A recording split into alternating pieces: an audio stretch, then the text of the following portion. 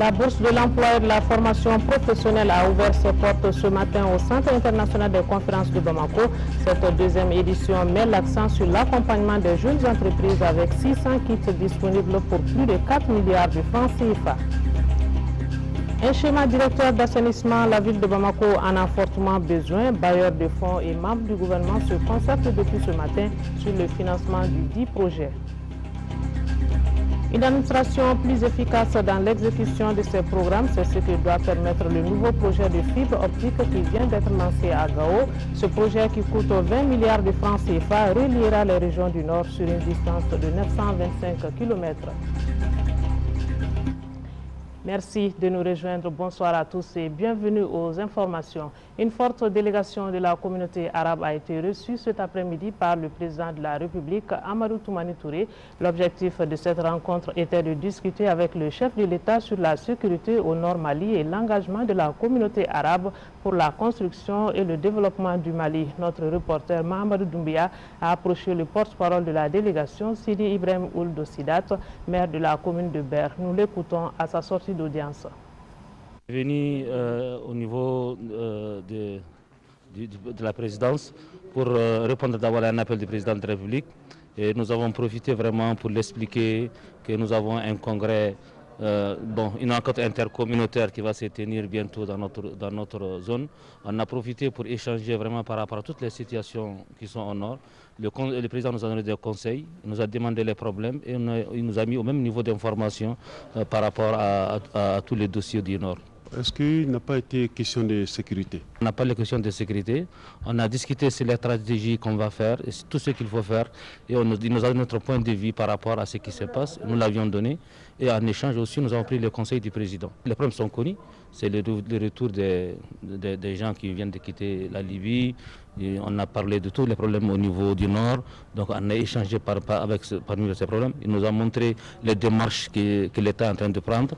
Donc, et il nous a donné des conseils aussi pour vraiment suivre. On est venu aussi ici exactement pour expliquer au président le motif, quel sert l'objectif de la rencontre intercommunautaire, qui est, comme vous le dites, la sécurité au nord, comment on va se comporter, quelle est la position qu'on va prendre, ainsi de suite, quel est le comportement qu'on va prendre entre nous, communauté, Soreille, Tamashek, ainsi de suite au nord. Tout ceci va se discuter au cours de la rencontre intercommunautaire qui va se tenir bientôt. Et c'est ce qu'on est venu expliquer au président. Mais entre-temps, le président nous donne des conseils qu'il faut prendre et c'est sur ce qu'on a beaucoup échangé. Les gens étaient fructueux et puis les conseils aussi seront respectés. Justement, sur la question du Nord Mali, les membres du gouvernement et les diplomates accrédités au Mali se concertent. Une rencontre qui a eu pour cadre la salle de conférence du ministère des Affaires étrangères et de la coopération internationale. À propos, le ministre des Affaires étrangères et de la coopération internationale, Soumelou Bébé Maïga, donne plus de précisions au micro de Youssouf Diakité. La rencontre visait à entretenir le corps diplomatique sur la situation à Kidal, enfin dans le nord suite à la crise en Libye et à l'afflux de nos concitoyens civils ou militaires qui sont venus. Et donc il nous a paru nécessaire et pertinent de donner au corps diplomatique des informations officielles et fiables de manière à ce qu'eux-mêmes puissent réagir et nous apporter leur soutien, leur appui, leur contribution à ça. Et le ministre Kafouna, qui a conduit les délégations gouvernementales à Gao, Kidal et Tombouctou, leur a donné tous les éléments d'information dont ils avaient besoin. Quelles sont les dispositions pratiques prises par le gouvernement? Non, les dispositions, nous allons continuer à assurer l'accueil de nos concitoyens, à faire face aux besoins d'urgence et à envisager au plan national, sur la base de nos propres efforts, mais aussi avec le concours de nos partenaires, comment faire pour les réinsérer dans le tissu socio-économique du Mali. Et par ailleurs, en même temps, le gouvernement, comme je l'avais dit à un moment, va être très attentif et très vigilant pour toutes les tentatives qui visent à insérer les nouveaux venus dans des prises de position qui sont très loin de leurs préoccupations et qui sont très loin des préoccupations de l'ensemble de la communauté nationale. Les États-Unis d'Amérique ont un nouvel ambassadeur au Mali. Elle s'appelle Marie-Beth Léonard. Elle a présenté ce matin ses lettres de créance au président de la République à Koulouba. Le nouvel ambassadeur, qui a déjà servi dans notre pays comme chef de mission, entend œuvrer pour mieux renforcer la coopération entre les États-Unis d'Amérique et le Mali. Sidiki Dambélé.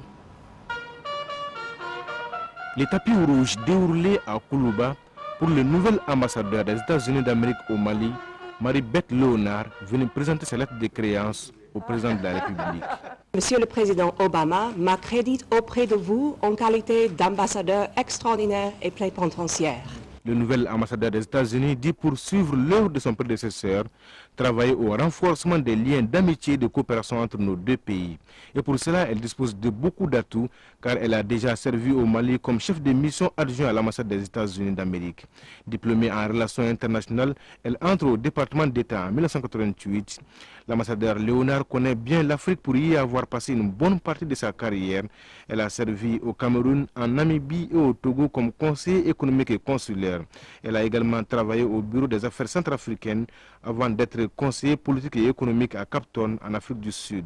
Jusqu'à sa nomination le 7 novembre dernier, elle a occupé le poste de directeur des affaires ouest-africaines au département d'État. Le président de la République, Amadou Toumani Touré, a procédé ce matin au lancement de la deuxième bourse de l'emploi et de la formation professionnelle. Cette année, la bourse propose plus de 600 kits dans des domaines comme l'agriculture, le transport, l'artisanat, pour plus de 4 milliards de francs CFA. Pour cette deuxième édition, la principale innovation est l'accompagnement des jeunes entreprises. Amadou Sankari est allé voir au Centre international des conférences de Bamako. Des kits dans les domaines de l'agriculture, de l'élevage, de la pêche, des bons de formation et autres services d'une valeur de plus de 4 milliards de francs CFA. Voilà les offres de cette deuxième édition de la Bourse de l'emploi et de la formation professionnelle. Et c'est avec beaucoup d'intérêt que le président de la République, Amadou Toumani Touré, a fait le tour des différents stands. Cette bourse qui vise à insérer le plus grand nombre de jeunes, de moins jeunes, de femmes dans le circuit de production au moyen d'une assistance à l'auto-emploi ou l'emploi salarié, ambition de créer plus de 1500 emplois. Pour cette deuxième édition, le département de l'emploi et de la formation professionnelle, avec ses partenaires, entend accompagner les jeunes entreprises dans leurs tout premiers pas. La première chose, c'est l'accompagnement. L'accompagnement des nouvelles entreprises et la formation des promoteurs. En effet, les premiers mois et même les premières années sont les plus difficiles pour les nouvelles entreprises, surtout celles des jeunes. La deuxième chose sur laquelle nous avons mis l'accent, c'est la synergie. Synergie entre les kits emploi et les kits et les bons de formation. On ne forme pas pour former, on forme pour insérer. Nous faisons en sorte que le bon de formation puisse correspondre à un kit emploi. L'organisation de la Bourse de l'emploi et de la formation professionnelle vient renforcer les programmes et projets existants. Et pour le président de la République, en matière d'emploi, il faut souvent voir juste à côté. Je pense que parfois l'emploi, nous l'avons sous les pieds.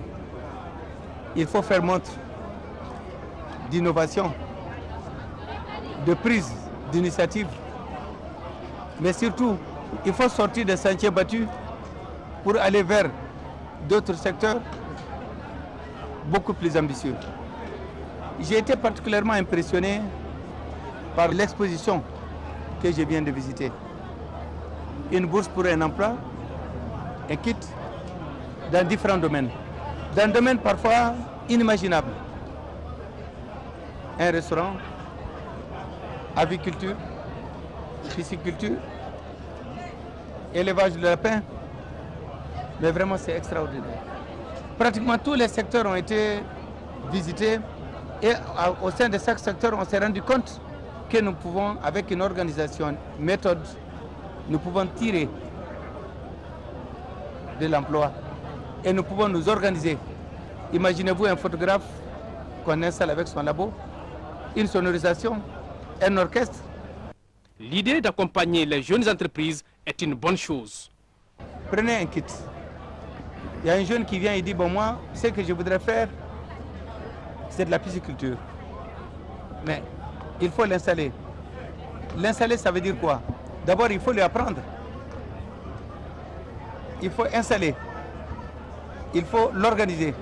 Il lui faut également une masse de fonctionnement, mais surtout le suivre. Et je pense que c'est là important pour essayer de minimiser les sources d'échecs. L'essentiel du financement de la bourse de l'emploi se fera à travers le système bancaire et le système de microfinance. C'est pourquoi d'ailleurs le président de la République les a invités à accompagner cet important programme. Le Premier ministre Cissé Mariam Kaïdama Sidibé a rencontré cet après-midi les membres du nouveau bureau du cadre de concertation des femmes des partis politiques. Les deux partis ont échangé sur le rôle et la place de la femme au niveau des instances de prise de décision et les élections de 2012. Le compte rendu, c'est avec Amadou Ouattara. Rendre la femme incontournable dans le processus électoral et dans les instances de prise de décision, tel est le credo du tout nouveau bureau du cadre de concertation des femmes des partis politiques. En rencontrant ainsi le Premier ministre, ces femmes leaders veulent solliciter le soutien des plus hautes autorités pour réussir leur mission.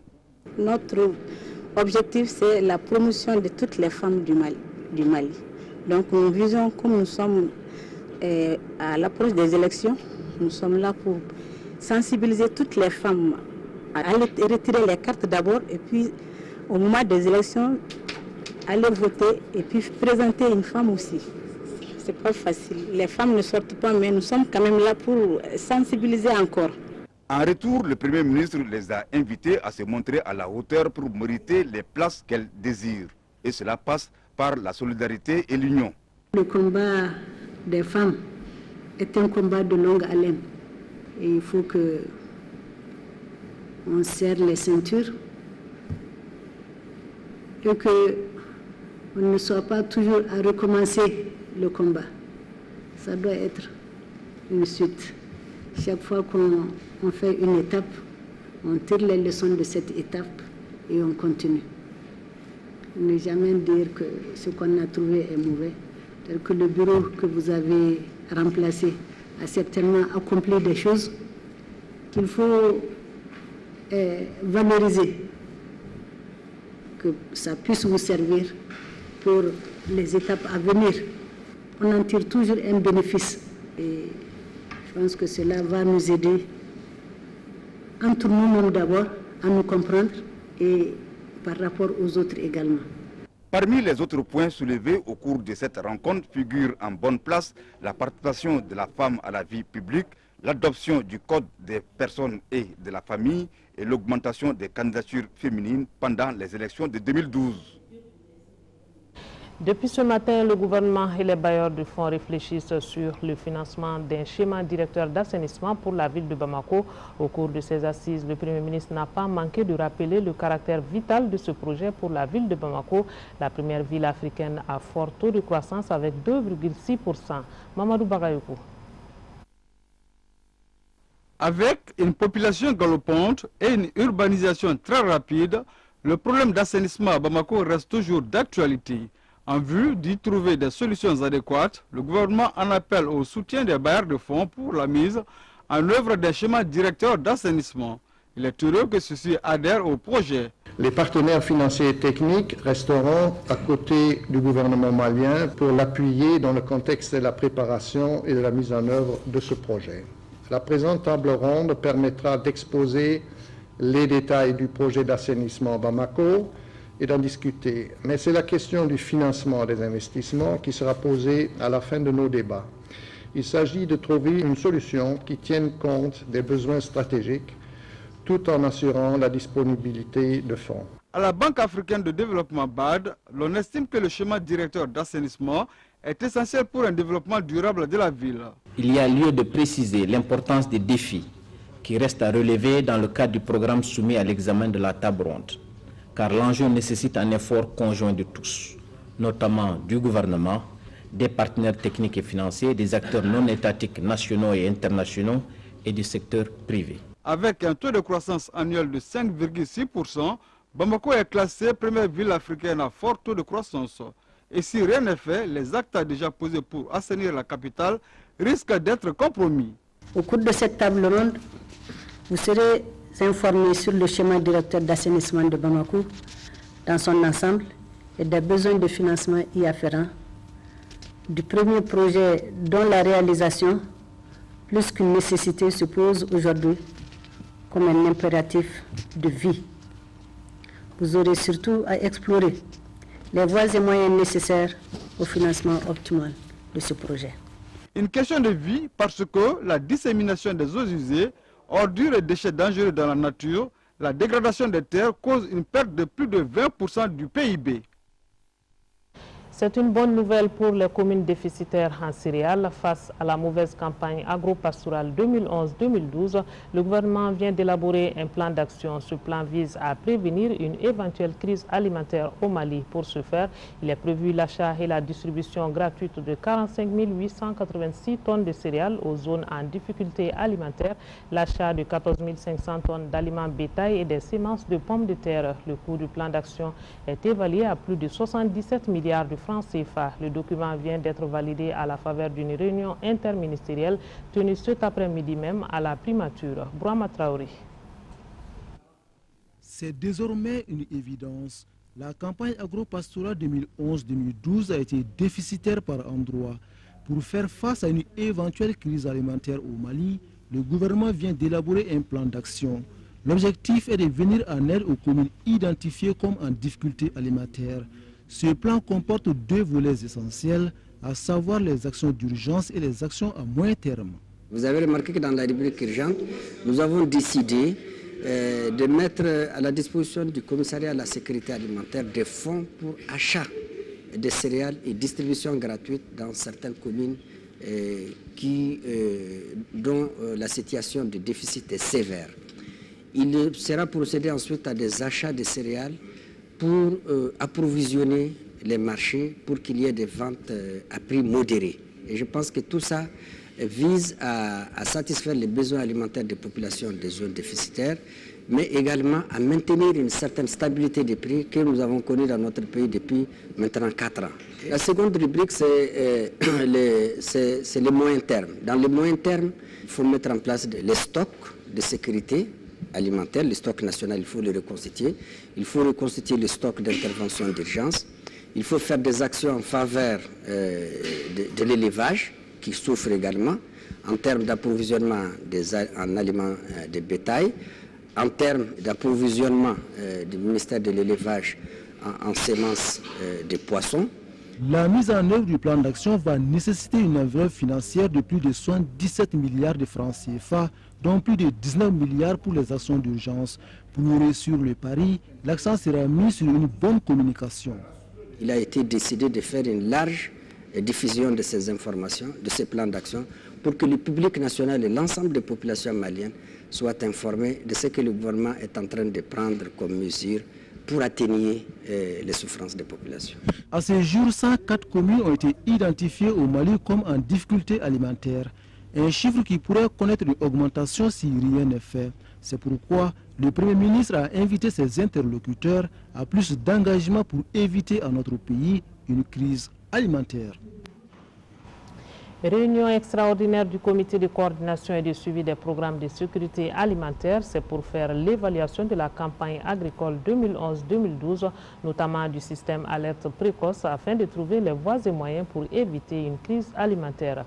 Le reportage de Saba Sissoko. Cette réunion extraordinaire entre acteurs concernés par la sécurité alimentaire avait pour objet de faire l'état des lieux de la campagne agricole 2011-2012, une campagne perturbée par la faiblesse et l'irrégularité des pluies. Par conséquent, les productions sont en deçà des attentes, une situation d'urgence qui interpelle tous les acteurs impliqués dans la gestion de la sécurité alimentaire au Mali, y compris les partenaires techniques et financiers. On est d'accord avec le proposal au commissariat à la sécurité alimentaire d'une réalisation en 2012 d'une étude visant à évaluer la capacité des dispositifs de sécurité en lien avec les initiatives sous-régionales, notamment dans le cadre de CEDEAO et SEALS. Pour le commissaire à la sécurité alimentaire, un plan d'intervention d'urgence doit être mis en place en même temps que la mise en œuvre des recommandations issues d'une rencontre d'expertise tenue en octobre-novembre dernier. Parmi les résolutions formulées, la distribution gratuite dès décembre 2011 de près de 46 000 tonnes de céréales dans les 104 communes à travers le pays classées en difficulté alimentaire. Le renforcement des programmes de cantines scolaires dans les zones à risque, entre autres. Une situation qui nécessite un financement conséquent.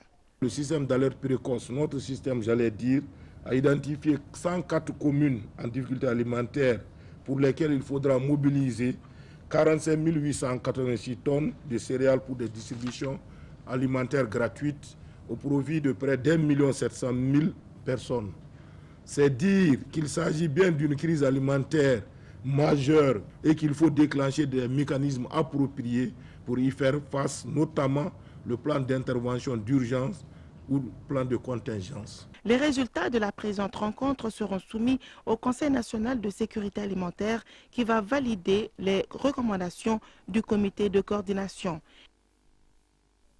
Le ministre de l'Agriculture, Agatha Magalassan, vient de participer à Conakry à la réunion des ministres en charge de l'agriculture et de l'alimentation des pays membres de la CEDEAO. Cette réunion a regroupé pendant 2 jours 17 pays de la sous-région. Elle a permis donc d'examiner et adopter la charte pour la prévention et la gestion des crises alimentaires.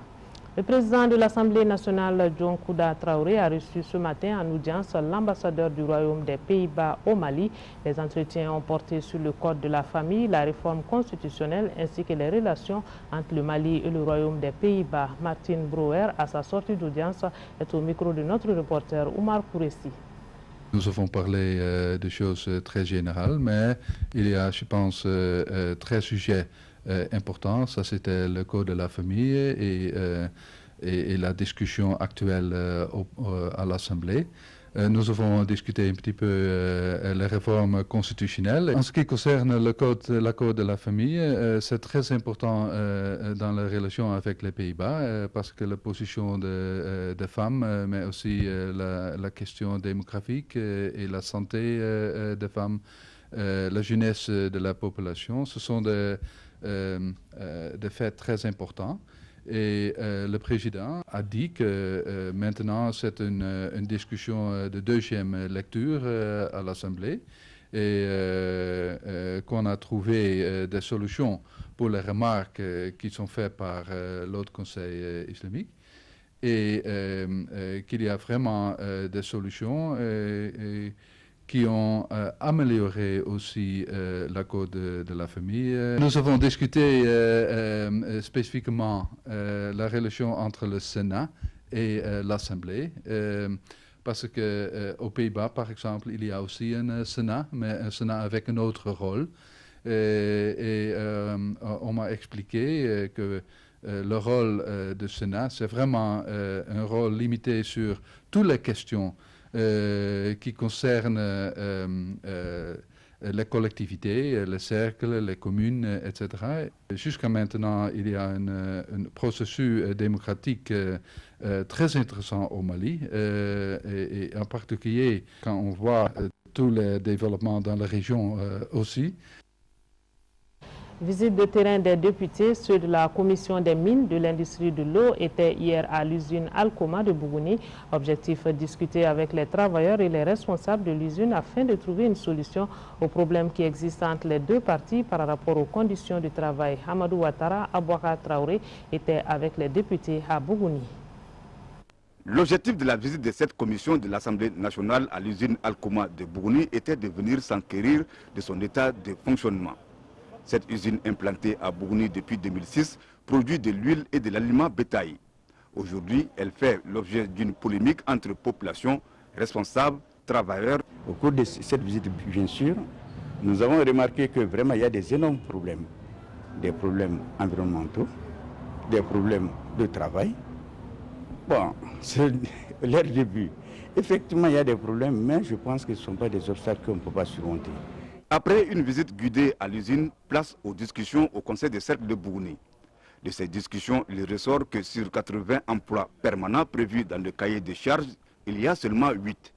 Pas d'emplois saisonniers, mais plutôt des journaliers payés à 1900 francs CFA par personne et par jour en 12 heures de temps de travail. En plus, Les populations disent ne pas ressentir l'impact de la société en termes d'investissement après 5 ans d'existence. Et pourtant, l'État malien a consenti des efforts dans ce sens en accordant des exonérations aux promoteurs. Lorsqu'il y a divergence de point de vue, où il y a manque de collaboration, ça impute toujours sur les collectivités bénéficiaires. L'État ayant de façon progressive, de façon cumulative, donné à peu près 14 ans d'exonération, ça nous a fait peur. Les gens pensent que, il y a une exploitation sur les populations de Bougouni. Les collectivités également vont se fâcher disant « bon, l'État nous a abandonnés ». C'est encore une question de collaboration, une question de gestion.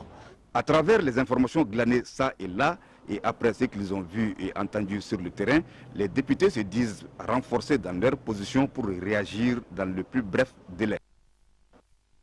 Le président du Haut Conseil des collectivités a reçu les élus de la région de Sikasso. Cette délégation était venue remettre un mémorandum au président du Haut Conseil, Oumarou Ag Mohamed Ibrahim Aïdara, un document dans lequel les élus de la 3e région soulignent les difficultés relatives à la gestion des collectivités. Moussa Doumbia, maire de Sidoba, est le porte-parole de la délégation.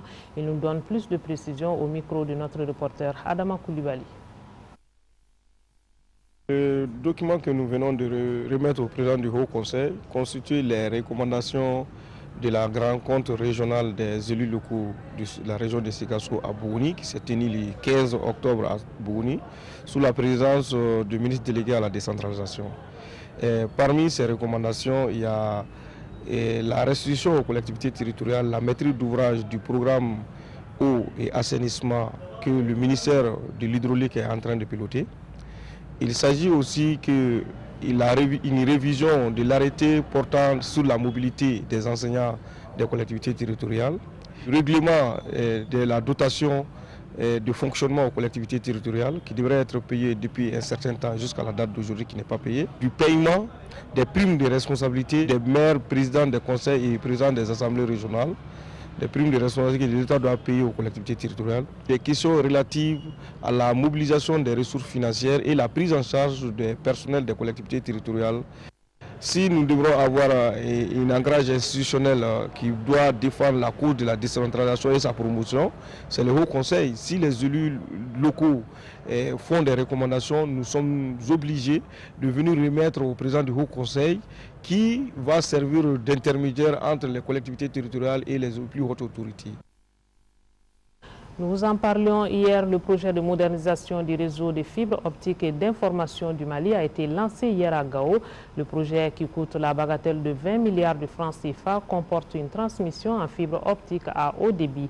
Il doit relier les régions du Nord au Niger et à l'Algérie sur une distance de 925 km. Ce projet permettra notamment à notre administration d'être plus efficiente dans l'exécution de ses programmes de développement. Il est financé grâce à un prêt concessionnel du gouvernement chinois. Les travaux qui sont confiés à l'entreprise chinoise Huawei doivent durer 9 mois. La cérémonie était présidée par le ministre des Postes et des Nouvelles Technologies de Gao, Oumar Moussa Traoré. Le projet de modernisation du réseau d'information et des fibres optiques qui vient de démarrer officiellement à Gao est un programme crucial pour le développement économique et social du Mali. Il permet la réalisation d'une infrastructure de fibres optiques qui désenclavera totalement le pays en assurant des liaisons à haut débit vers les régions du nord et du sud de notre pays.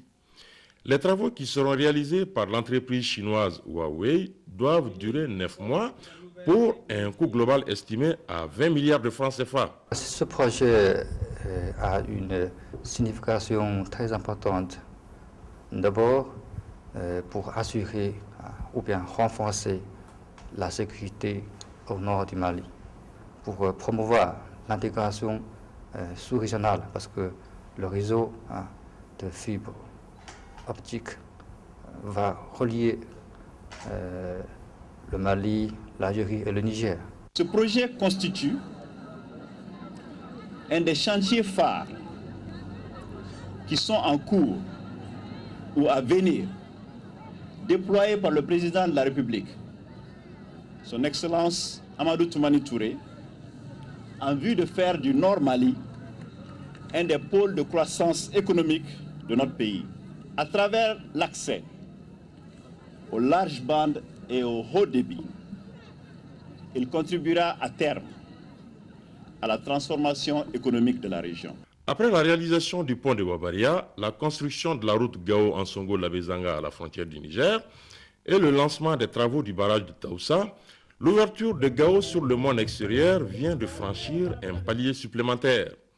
Le projet va permettre à notre administration d'être plus efficiente et plus rapide dans la réalisation de ses programmes de développement. De même qu'il permettra aux services de sécurité d'exercer une surveillance optimale du territoire national. Ce projet de fibre optique touche assurément tous les secteurs. Avec ce projet, les services de santé pourront procéder à des diagnostics plus fiables. Les hôpitaux de Gao, de Kidal, de Menaka, de Tessalit pourront faire bénéficier aux populations tous les avantages de la télémédecine. Le projet est entièrement financé par le gouvernement chinois sous forme de prêts préférentiels. L'ambassadeur de Chine au Mali, Cao Zhongmin, saluera l'exemplarité de la coopération entre les deux pays, avant de confirmer la disponibilité de son pays à hisser les relations entre les deux pays à un niveau toujours plus élevé. Formation sur la coopération internationale en matière pénale dans le cadre de la lutte contre le terrorisme. Les magistrats maliens sont à l'école des experts de l'Office des Nations Unies contre la drogue et le crime basé à Dakar. Les travaux de 3 jours ont été ouverts par le ministre de la Justice, garde des Sceaux. Le compte rendu, c'est avec Moïse Traoré. La coopération est sans conteste la voie la plus sûre qui permet de venir à bout des fléaux que sont le crime transfrontalier et le terrorisme international. Des magistrats de Bamako, de Koulikoro et Kati et des cadres du ministère des Affaires étrangères sont auprès des experts de l'Office des Nations Unies contre la drogue et le crime, ONUDC, pour échanger autour de la problématique. Des experts basés à Dakar au Sénégal. Le Mali, pour sa part, a ratifié 13 instruments et la Convention de Rabat. Et Bamako entreprend une vaste réforme de la législation pénale en vue de la rendre plus efficace. Il me plaît de vous annoncer, à la suite du représentant de l'UNEDC, que cette commission que j'ai mise en place le 2 septembre 2010 a élaboré certains projets de texte qu'il a eu à évoquer, qu'ils sont actuellement dans le circuit d'adoption au niveau du gouvernement de la République. Pendant 3 jours, il est question de la plateforme régionale judiciaire entre les pays du Sahel et du cadre juridique international de coopération du Mali avec les autres pays. La rédaction et l'exécution d'une requête sont des phases essentielles de la procédure de coopération. La transmission des requêtes est aussi un point clé du succès des requêtes de coopération. En effet, si une requête d'entraide judiciaire ou d'extradition ne parvient pas assez tôt à son destinataire, cela peut faire échouer la demande, voire la procédure judiciaire nationale dans l'État requérant. Le Royaume du Danemark et le Canada, représentés à la cérémonie par son ambassadrice, apportent un appui technique et financier au programme. Des sessions similaires auront lieu à l'intention des magistrats des autres régions du pays. La commission interministérielle du pilotage des transferts de compétences et de ressources aux collectivités territoriales a tenu hier sa 13e réunion. C'était au ministère de l'administration territoriale et des collectivités locales. À l'ordre du jour, le bilan des réalisations, l'analyse des difficultés rencontrées et l'élaboration des stratégies pour une meilleure orientation des activités de la cellule d'appui à la décentralisation. Commentaire Abdraman Maïga. Plusieurs points étaient à l'ordre du jour de cette 13e réunion de la commission interministérielle de pilotage des transferts de compétences et des ressources aux collectivités territoriales. Parmi ces sujets, il y a l'examen du point d'exécution des recommandations issues de la réunion du 9 août 2010, la présentation des recommandations du comité technique et celle du projet d'instruction relative à la mise en œuvre des transferts de compétences aux collectivités territoriales. Il s'agit à travers cette réunion de permettre aux acteurs engagés dans la mise en œuvre du processus de la décentralisation de faire le bilan des réalisations effectuées par la cellule d'appui à la décentralisation, déconcentration, d'appréhender les difficultés rencontrées et d'élaborer des stratégies pour un transfert effectif des ressources de l'État aux entités décentralisées de notre pays. La question du transfert est une préoccupation. Nos plus hautes autorités en témoignent d'ailleurs l'organisation du comité de suivi de la réforme, dont une des recommandations a porté sur l'opérationnalisation des cellules. Dans le cadre de la mise en œuvre du processus de la décentralisation, plusieurs initiatives ont été entreprises par le département de l'administration territoriale et des collectivités locales, parmi lesquelles la création de la cellule d'appui à la décentralisation de concentration, l'inventaire des ressources humaines susceptibles d'être transférées aux collectivités territoriales par les départements de la santé et de l'éducation, sans oublier l'organisation d'ateliers d'élaboration et d'actualisation des plans triennaux de transfert des ressources et des compétences des ministères. Ce cadre de concertation a également permis aux participants de discuter des nouvelles orientations de la cellule d'appui à la décentralisation de concentration. Le Code des personnes et de la famille est sur la table de l'Assemblée nationale pour relecture. Avant donc cette relecture, les organisations féminines, les parlementaires et les religieux vont examiner ce code afin de rendre le texte consensuel. C'est dans ce cadre que le ministère de la Promotion de la Femme, de l'Enfant et de la Famille a organisé une journée de concertation sur le Code des personnes et de la famille. Fatmata Kone pour les détails. La succession, l'enfant né hors du mariage, le mariage religieux et la participation de la femme aux charges de la famille. Ce sont ces 4 points du Code des personnes et de la famille qui avaient provoqué des contestations, raison pour laquelle le président de la République a renvoyé le texte au niveau de l'Assemblée nationale pour une seconde lecture. En attendant cela, les organisations féminines, les parlementaires et les religieux réfléchissent sur la question. Le but, c'est d'informer les groupes cibles sur les points nouveaux insérés dans le Code des personnes et de la famille afin de recueillir les avis et propositions de toutes les sensibilités. Si le mariage religieux a été reconnu par tout le monde, c'est à l'avantage de la femme et des enfants issus de ces mariages-là. Cette femme-là qui a été mariée par un homme qui a une première femme déjà, a ses droits aussi, à l'héritage et les autres droits. Le texte final devrait refléter l'équilibre des points de vue entre traditions, croyances religieuses et instruments juridiques nationaux et internationaux. Nous nous emploierons à servir de relais pour faire parvenir les points de vue harmonisés de notre équipe cible à l'Assemblée nationale. Cette journée d'échange et de concertation sur le Code des personnes et de la famille devra aboutir à des propositions concrètes allant dans le sens du respect des droits de l'homme.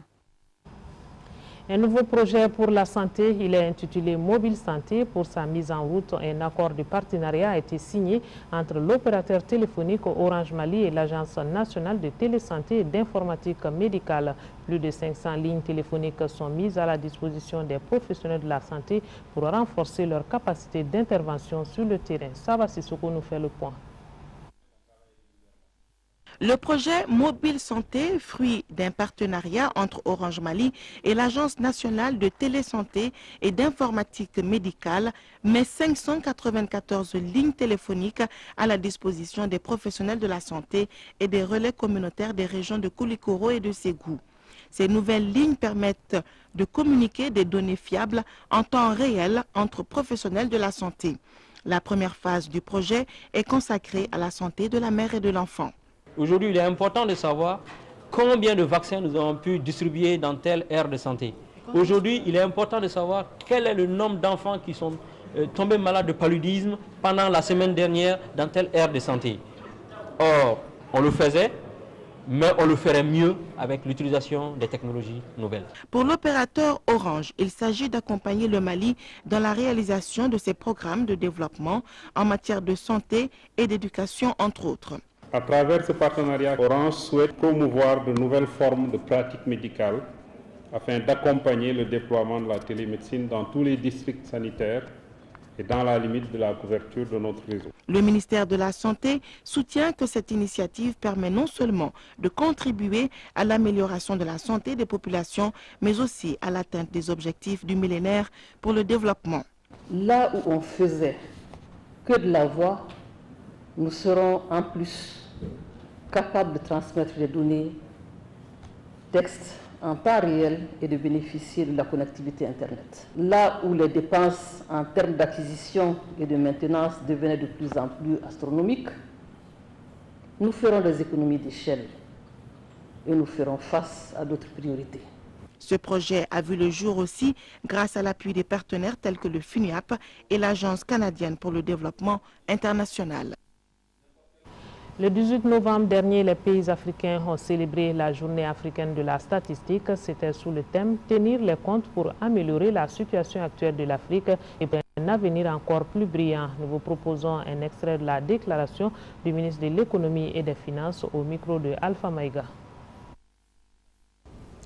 En choisissant ce thème, la Commission économique des Nations Unies pour l'Afrique vise la sensibilisation du public sur l'importance du système de comptabilité nationale dans la stratégie d'harmonisation des statistiques en Afrique.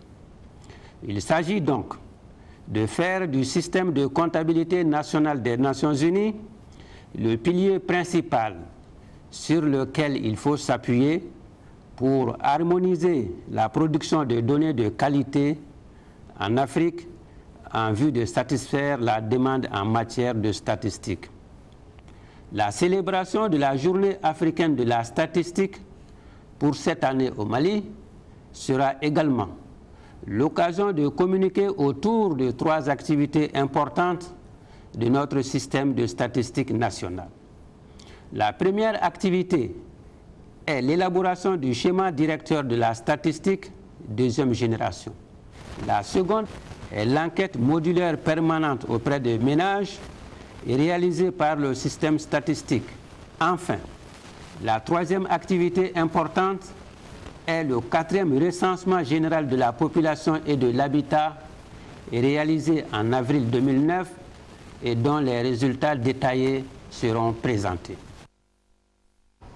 En 5e région, une mission nationale du Parti africain pour la solidarité et la justice ADEMA PASJ vient de séjourner à Mopti. L'objectif de la mission était d'échanger avec les militants de la section ADEMA de Mopti au centre donc des échanges, les élections présidentielles et législatives de 2012. Moustapha Doumbia. Après les cercles de Koro, Bankasso et Bandiagara, c'est la ville de Mopti qui a accueilli la mission nationale du Parti africain pour la solidarité et la justice ADEMA PASJ. L'objectif, c'est d'échanger avec les militants de la section de Mopti sur les dispositions prises au niveau de la direction en vue des élections de 2012. C'est une mission qui permet non seulement d'informer la base du parti sur tout ce que la direction du parti est en train de préparer aujourd'hui dans la perspective des élections de 2012, mais aussi de faire remonter au niveau de la direction du parti les préoccupations des militants. On a instauré des débats fructueux, surtout les militants ont beaucoup apprécié l'information qu'on leur a donnée sur la situation et l'évolution, et principalement comment aujourd'hui l'ADEMA est arrivé de façon consensuelle à choisir un candidat qui n'est autre que le président de notre parti, Diongounda Traoré, derrière lequel tout le parti s'est mobilisé pour qu'on le porte à Koulouba à l'occasion des élections de 2012. La mission a informé les militants sur les raisons du choix du professeur Diongounda Traoré comme candidat de l'ADEMA PASJ et sur le niveau des préparatifs des élections de 2012. L'ADEMA se porte très bien dans le cercle de Mopti. Pour preuve, le 13 novembre dernier, la section de Mopti a tenu sa conférence de section ordinaire. Et au bilan, toutes les sous-sections ont intervenu. Et on a affirmé que l'ADEMA se porte bien à l'intérieur. Donc nous avons voulu vraiment recevoir une mission nationale pour édifier l'ensemble des militants sur les préoccupations. Visite interpaysanne en 4e région, les producteurs des bas-fonds financés par la coopération luxembourgeoise étaient aujourd'hui à Koulasso dans le cercle de Blas. Ils ont pu échanger sur les expériences en matière de riziculture de bas-fonds. Depuis Ségou, Kandesila nous fait le point. Pour cette première expérience en matière de riziculture, le village de Koulasso, dans la commune rurale de Touna, cercle de Blas, accueillait une centaine de producteurs et leur encadrement venus de San, Toumia, Blas, Baroueli et Yorosso. Il s'agit à travers cette journée d'échanger sur les parcelles d'expérimentation initiées par la coopération bilatérale Mali-Luxembourg. Au total, 9 bas-fonds ont été aménagés en matière de riziculture pour un coût d'environ 3 milliards de francs CFA. Le programme mis en œuvre par Lux Development s'inscrit dans le cadre de la composante sécurité alimentaire de la coopération. Dans le cadre du programme de sécurité alimentaire, nous avons les grands objectifs, c'est surtout améliorer la production agricole au niveau des bas-fonds aménagés par le projet, et au niveau des périmètres maraîchers, au niveau des femmes. Nous avons aussi un objectif qui est lié surtout à l'amélioration des revenus des producteurs ainsi que des organisations de transformation. Au niveau de Koulasso, 35 hectares ont été mis en valeur cette année par 129 exploitants, dont 38 femmes. Les technologies développées vont des semis en ligne au dosage d'engrais de 100 kg de DAP et 200 kg d'urée par hectare au respect du calendrier agricole. Le rendement de cette année est un peu propice. La pluviométrie n'a pas été abondante. Cette année, durant tout l'hivernage, on a reçu que 591 mm de pluie, qui ne pourra pas satisfaire à 100% à la maturité des riz. Les leçons à tirer de cette journée paysanne seront capitalisées pour la pérennisation des acquis du programme de coopération Mali-Luxembourg qui prendra en compte l'aménagement de 4 nouveaux bas-fonds en 2012. Demain, mercredi 23 novembre 2011, s'ouvre au Parc national la 3e conférence africaine de la Commission internationale d'irrigation et de drainage. C'est une initiative de l'Association malienne d'irrigation et de drainage. L'édition 2011 a pour thème sécurité alimentaire et changement climatique. Cette conférence sera couplée au 3e salon africain sur l'irrigation et le drainage qui aura lieu du 29 novemre au 3 décembre prochain. Pour plus de précisions, écoutons le président de l'Association malienne d'irrigation et de drainage, Adama Sangaré. Il est au micro de Abdul Karim Kaba. Cette conférence à Bamako est l'aboutissement d'un long processus engagé depuis 2007 et aux États-Unis, à Sacramento. Et donc notre association a une association mère qui s'appelle la Commission internationale des irrigations et du drainage qui a son siège à New Delhi. Et donc chaque année, ces grands réseaux organisent des réunions. Et les premières réunions, c'est les conseils exécutifs. Et ces conseils exécutifs au niveau de la Commission internationale sont annuels.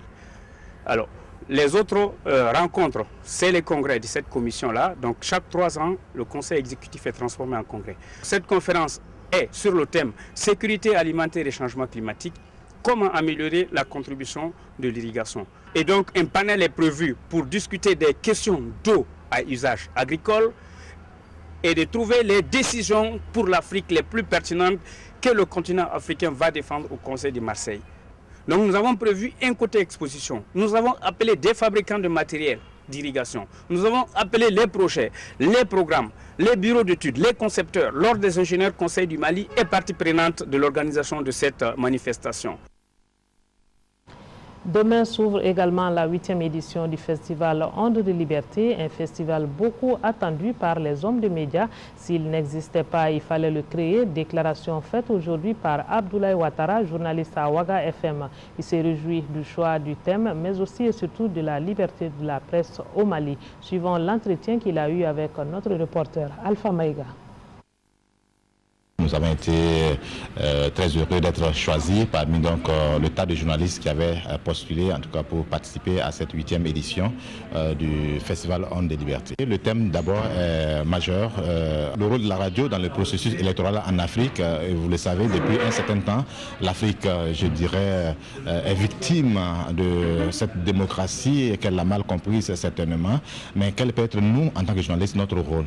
Je crois qu'à travers les panels, à travers bien sûr les échanges que nous aurons avec nos confrères venus de partout d'Afrique et d'ailleurs, nous allons certainement apprendre quelque chose du processus, mais également échanger, bien sûr, faire des contributions en ce qui concerne notre expérience en matière de démocratie et surtout d'élections en Afrique. Vous voyez une opportunité aujourd'hui d'organiser un festival Ondes de Liberté au Mali?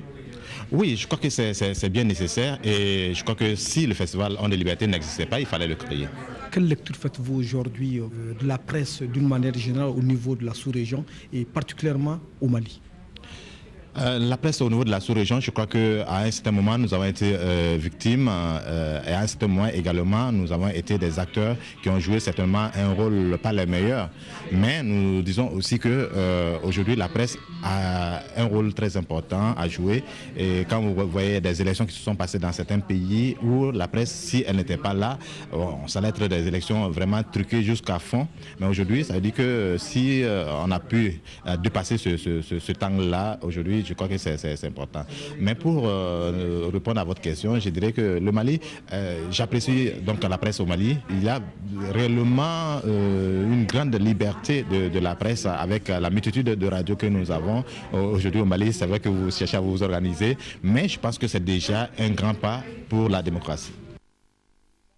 Danielle Mitterrand, l'ancienne première dame de France, est décédée aujourd'hui à Paris à l'âge de 87 ans. Connue à travers le monde pour son combat contre l'injustice et le racisme, Danielle Mitterrand critiquait beaucoup la politique d'immigration de Charles Pasqua, alors ministre de l'Intérieur, fondatrice en 1986 de France Liberté, une organisation humanitaire non gouvernementale. Celle qui s'est beaucoup battue durant toute sa vie pour les plus démunis s'est éteinte en laissant derrière elle le souvenir d'une femme courageuse, d'une épouse modèle. Omar Kouressi. Engagé. Toute la vie de Danielle Mitterrand se résume à ces 3 syllabes. D'abord, aux côtés de François Morland, le nom de code de François Mitterrand qu'elle rencontre dans la résistance et épouse en 1944. Ensuite, en politique internationale. Elle met de côté le droit de réserve que son statut de première dame de France lui confère pour prendre publiquement position contre l'apartheid en Afrique du Sud.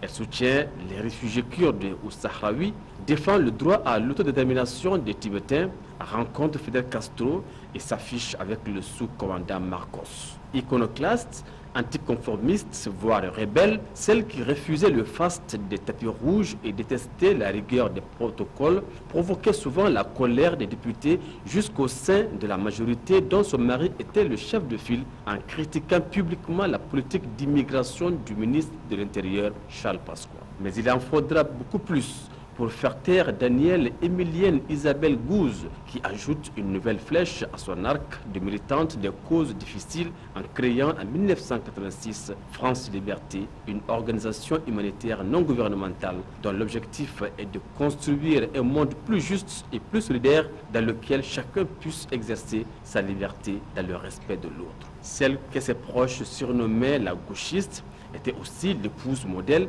qui n'hésitait pas à défendre son mari contre les attaques dont celui-ci faisait l'objet, surtout concernant la double vie qu'il menait avec sa maîtresse Anne Panjo, mère de Mazarine. C'est une affaire entre lui et moi, ça ne vous regarde pas, avait-elle lancé à des journalistes. À sa mort, à l'âge de 87 ans, Danielle Mitterrand fait l'unanimité de la classe politique de son pays. Plus qu'une femme courage, elle est tout simplement décrite comme une grande dame qui faisait entendre la voix de ceux que personne ne voulait entendre. Ce journal s'achève. Merci de votre attention. Au plaisir de vous retrouver demain pour les éditions du soir. Bonne suite de programme sur leur thème. Bonsoir.